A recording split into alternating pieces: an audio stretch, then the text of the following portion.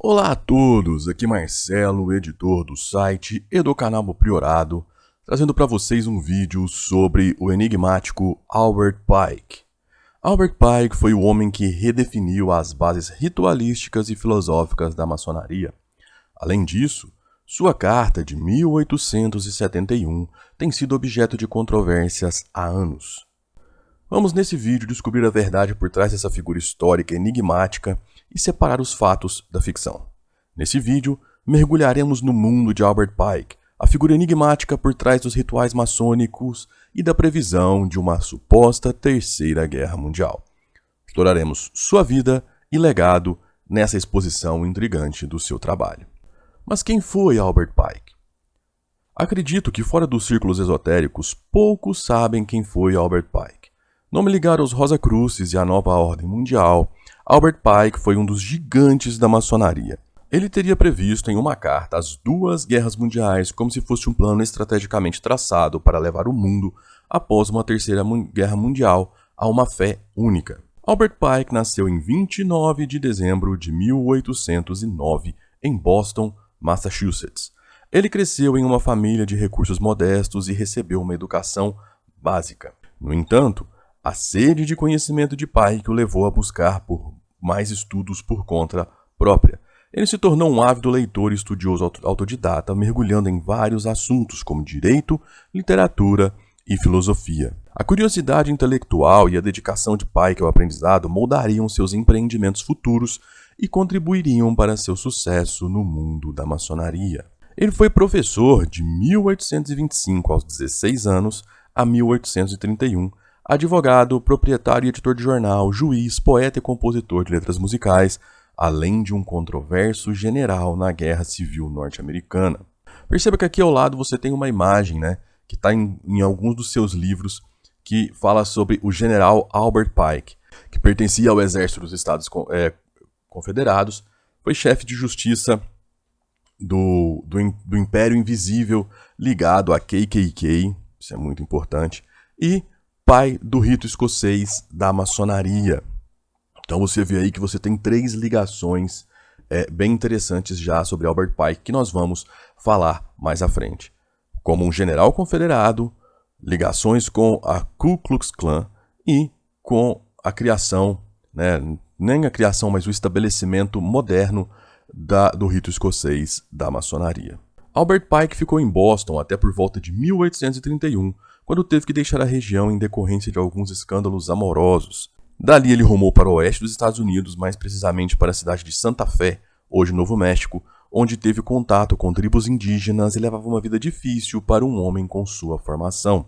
Albert Pike voltaria a lecionar no estado do Arkansas, onde se estabeleceu posteriormente, chegando a ter certa notoriedade como editor de jornal.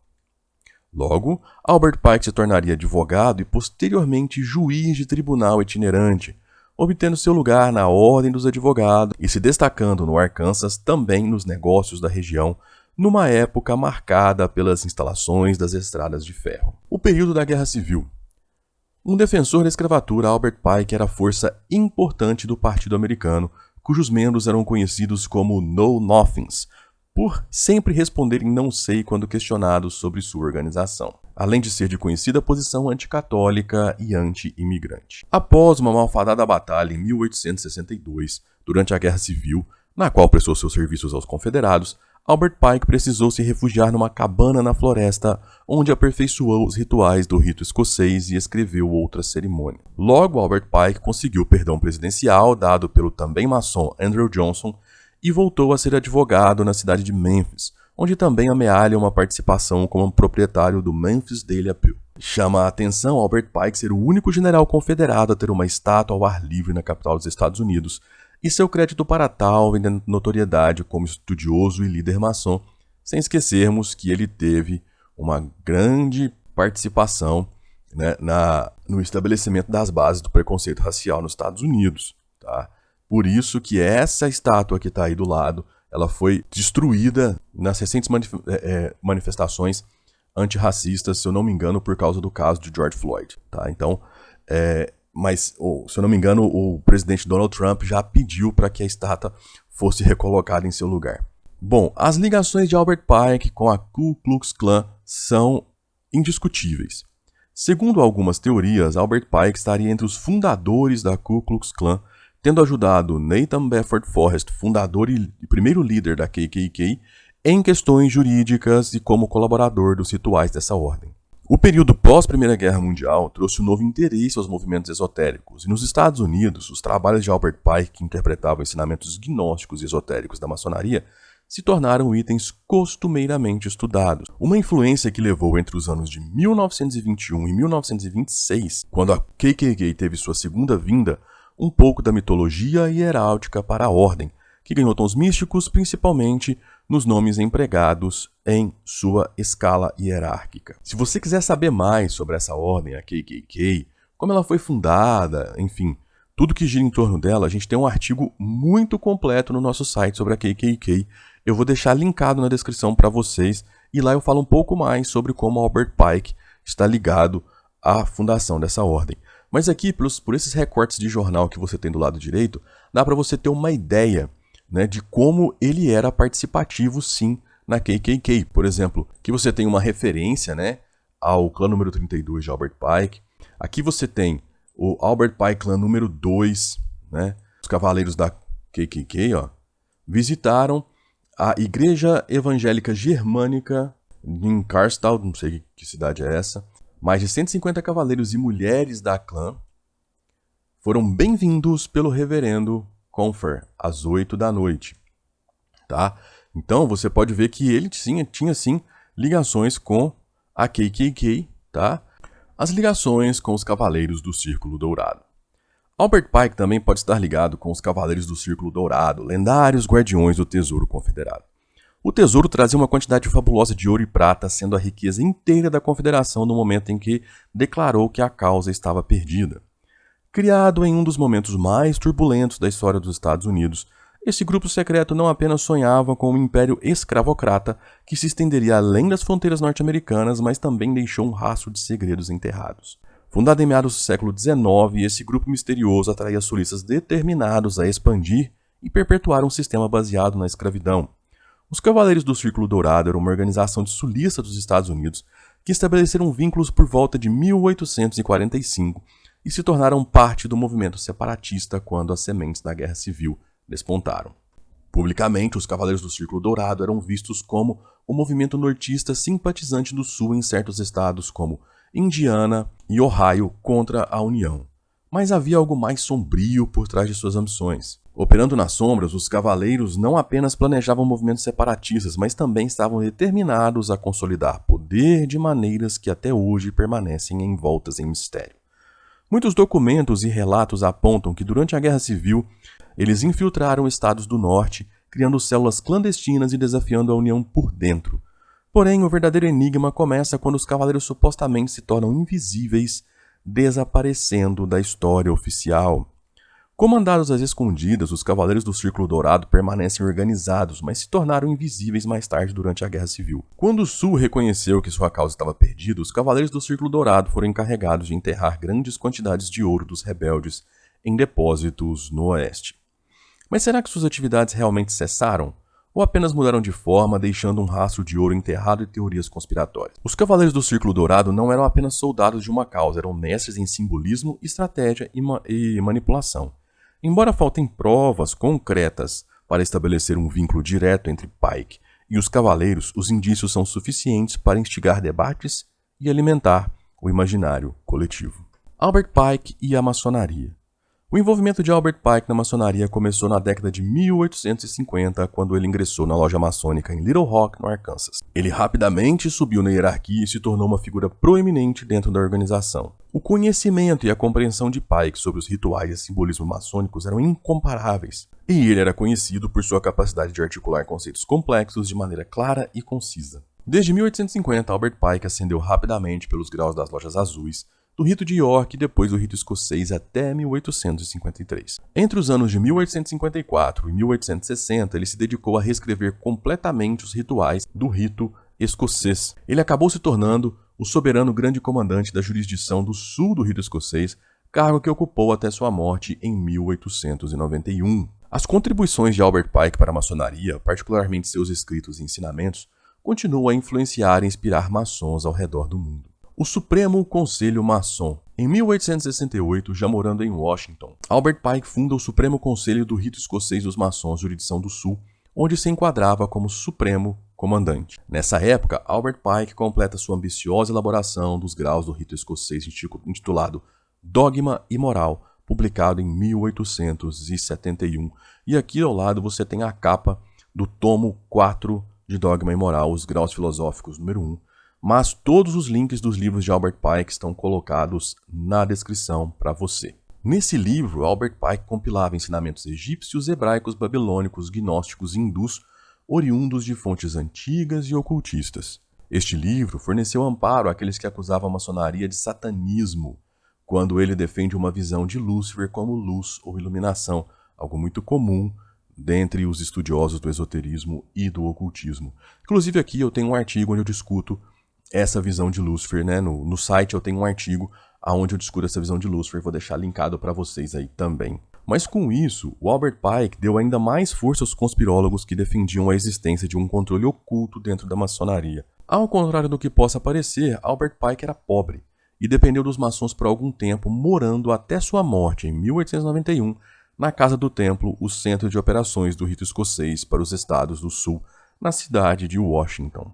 Então chegamos agora à enigmática Carta de Albert Pike de 1871. A Carta de Albert Pike de 1871 tem sido o centro de muitos debates e especulações. Muitas teorias da conspiração surgiram em torno dessa carta, mas é importante separar o fato da ficção. Em 1871, Albert Pike escreveu uma carta aparentemente profética para Giuseppe Mazzini, um dos paladinos da independência da Itália junto a Garibaldi, suposto diretor dos Illuminati. Nesta carta, Albert Pike expõe um plano da nova ordem mundial após 3 guerras mundiais que soou insólito em sua alta capacidade profética. Digo isso pelo uso de termos e nomenclaturas ainda não dominados à época, além de eventos gerais dependentes de detalhes para serem controlados. A não ser que Albert Pike tivesse informantes em esferas mais altas do plano superior de nosso planeta, tudo não passa de lenda. Afinal, essa suposta carta a Mazzini estava em exposição no Museu Britânico. No Museu Britânico em Londres até 1977, antes de ser retirada inexplicavelmente da vista do público sem nenhuma foto. O museu inclusive alega que essa carta nunca existiu. Eu confesso que eu sou um tanto aberto a essas teorias, mas essa carta definitivamente me soa como uma ficção envolvendo aquele rotulado por muitos como o Papa da maçonaria, que é como Albert Pike é conhecido. Nada mais, meu ver, do que um engodo para alimentar a conspiração da nova ordem mundial. Tá? E aí, se você quiser saber mais sobre a nova ordem mundial, vou deixar linkado um livro para vocês aí, do Alexandre Costa, chamado Introdução à Nova Ordem Mundial. Mesmo assim, vamos transcrever abaixo parte do conteúdo da suposta carta de Albert Pike, reforçando ainda que a visão que Pike tinha de Lúcifer era igual à do mito de Prometeu. E lembrando, se você quiser saber mais sobre isso, o link do nosso artigo sobre Lúcifer está na descrição. Mas vamos à carta de Albert Pike. A Primeira Guerra Mundial deve ocorrer de forma a permitir que os Illuminati derrubem o poder dos czares da Rússia e garantir que esse país se torne um bastião do comunismo ateísta. As divergências causadas pelos agentes Illuminati entre a Alemanha e a Inglaterra serão usadas para fomentar essa guerra. No final da guerra, o comunismo será criado e usado de forma a destruir outros governos e ainda para enfraquecer as religiões. A Segunda Guerra Mundial deve ser fomentada por forma a tirar vantagem das diferenças entre os fascistas e os sionistas políticos. Essa guerra tem de surgir de forma que o nazismo seja destruído e o sionismo político se torne forte o suficiente para instituir um Estado soberano de Israel na Palestina. Durante a Segunda Guerra Mundial, o comunismo internacional tem de se tornar forte o suficiente de forma a contrabalançar a cristandade, a qual deverá então ser refreado e contido em xeque, até o momento em que nós voltaremos a necessitar dele para o derradeiro cataclismo social. A Terceira Guerra Mundial tem de ser fomentada de forma a tirar vantagens dessas diferenças causadas pelos agentes Illuminati entre os sionistas políticos e os líderes do mundo islâmico. Essa guerra tem de ser conduzida de forma que o Islã, mundo árabe muçulmano, e o sionismo político, o Estado de Israel, se destroem mutuamente. Entretanto, as outras nações, mais uma vez divididas nessa matéria, serão constrangidas a lutar até o ponto de completa exaustão física, moral, espiritual e econômica. Nós iremos então libertar os niilistas e os ateus, e então iremos provocar um formidável cataclismo social em que em todo o seu horror mostrará claramente a todas as nações as consequências do ateísmo absoluto, origem de selvageria e agitação sangrenta. Então, por todo lado, os cidadãos obrigados a se defender eles próprios contra as minorias revolucionárias irão exterminar esses destruidores da civilização, e a multidão, desiludida com o cristianismo, cujos espíritos ficarão a partir desse momento sem compasso ou direção, ansiosos por um ideal, mas sem saber para onde direcionar essa adoração, irão receber a verdadeira luz da manifestação universal da doutrina pura de Lúcifer, trazido finalmente aos olhos do público. Essa manifestação será resultado de um movimento reacionário geral no qual se seguirá a destruição da cristandade e do ateísmo, ambos conquistados e exterminados ao mesmo tempo. E agora, no final desse vídeo sobre Albert Pike, eu tenho um convite para você sair da Matrix. Venha conhecer toda a história que não te contaram e saia da Matrix rumo à sua ascensão. Imagine um despertar onde você compreende as forças que moldam suas percepções e decide, conscientemente, sair da ilusão. Em A História que Não Te Contaram, saindo da Matrix rumo à sua ascensão, revelamos os mecanismos invisíveis que manipulam a mente humana, das religiões ao sistema político, da mídia às falsas memórias implantadas para te controlar. Este é um convite para enxergar o que poucos veem, a verdadeira trama que rege nossas vidas e a essência de nossa missão nesse mundo. Se você sente que há algo além das aparências, que a realidade é mais profunda do que está diante dos seus olhos, chegou o momento de escolher. Tome a pílula vermelha. Descubra quem controla o jogo. Entenda como a Matrix opera e liberte-se do sistema que limita a sua essência. A decisão de se libertar da ilusão e conhecer a verdade é exclusivamente sua. E aí, você está pronto para enxergar a realidade e viver de acordo com o propósito verdadeiro? Então, saiba que o despertar está ao seu alcance. Basta você seguir o link na descrição e saber muito mais sobre o que nós oferecemos nesse curso para você. Certo? Então tá aí feito o convite para que você saia da Matrix. Tome o poder da sua vida. Então era isso. Se você gostou do nosso vídeo, eu peço que você apoie o nosso projeto curtindo o vídeo, compartilhando e se inscrevendo no canal. Se você quiser apoiar ainda mais, a chave Pix está colocada aí, é só fazer um Pix para nós. E se você decidir comprar algum dos livros indicados nesse vídeo ou indicados na descrição, use o nosso link de afiliado na descrição. Isso nos ajuda a continuar o trabalho por aqui. Então era isso, abraços e até a próxima.